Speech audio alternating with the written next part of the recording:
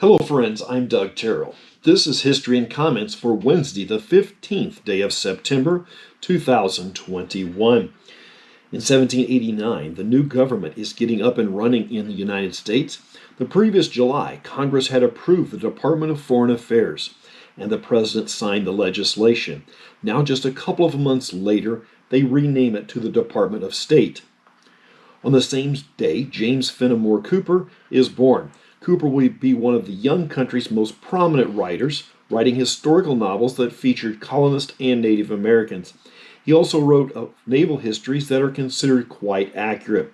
Cooper spent a large portion of his life in Cooperstown, New York, a town that was developed by his father. We tend to forget how much early U.S. history took place in the Northwest Territories.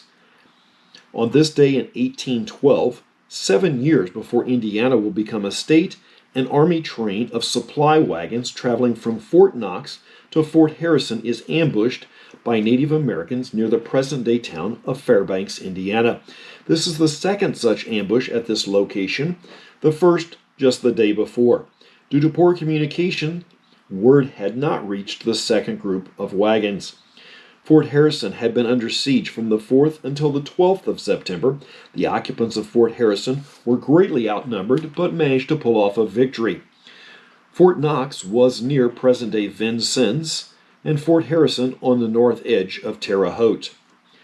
New technology can present dangers that folks just do not think about. In 1830, the Liverpool to Manchester railway line opens. Keep in mind, this newfangled mode of transportation was noisy and only traveled maybe 15 miles per hour. This did not stop Member of Parliament William Huskisson from stepping in front of the moving train and being fatally struck. Huskisson is reported to be the first rail passenger fatality. Apparently, the urge to beat the train was present on the very first day. The entire train consist was probably not 150 feet long. The HMS Beagle lands in the Galapagos Islands in 1835. Aboard is naturalist Charles Darwin. The Beagle has been built as a warship, but not fully completed. As plans were formulated for an expedition, the ship was brought out and refitted for her new role. Darwin wrote extensively about the travels of the HMS Beagle.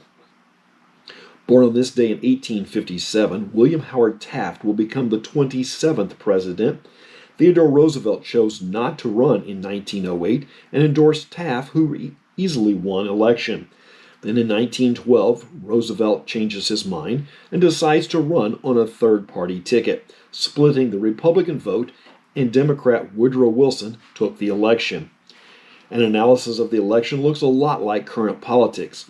The Republicans were split between conservative and progressive positions.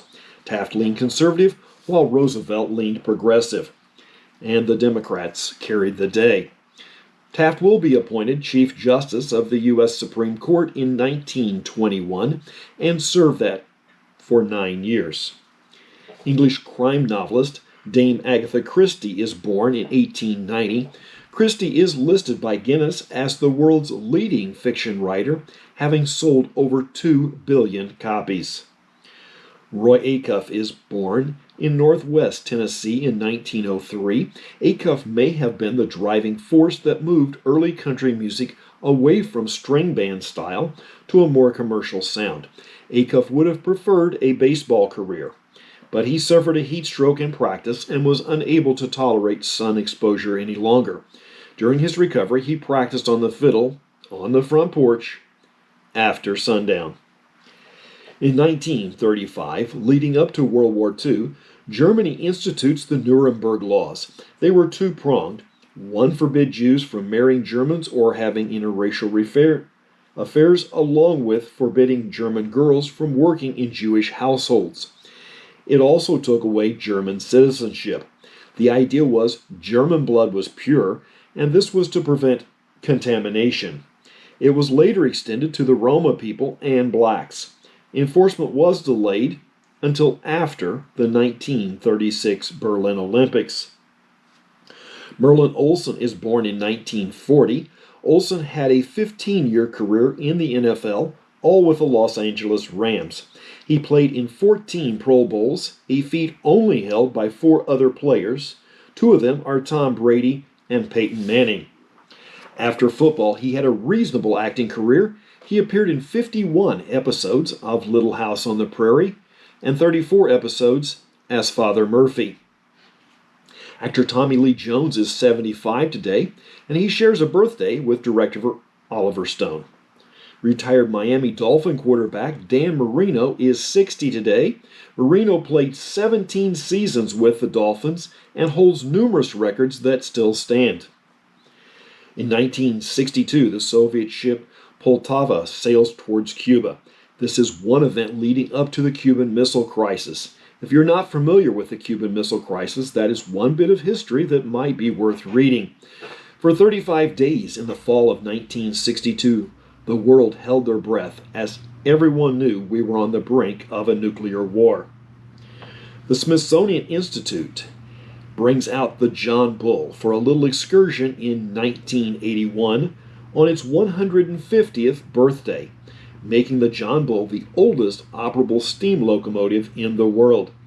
The original is still on display at the Smithsonian, and a working replica is at the Railway Museum in Strasburg, Pennsylvania. There is a video on YouTube of the 1981 run. And that's History and Comments for the 15th day of September. I'm Doug Terrell. Now go and do something worth remembering.